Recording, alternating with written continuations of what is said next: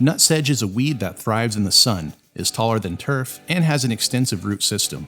If the root tubers, known as nutlets, remain in the soil, the weed will return for years until they are removed or treated. To treat nutsedge in your lawn, use a post-emergent herbicide labeled for nutsedge.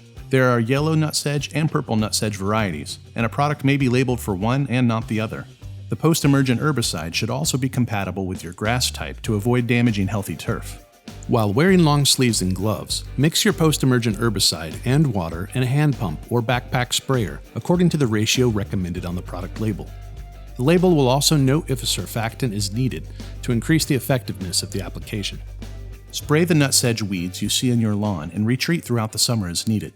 Allow at least 1 month after your initial treatment to see the effect your herbicide has on the nutsedge. This will allow the treatment to reach the tubers and rhizomes of the weed.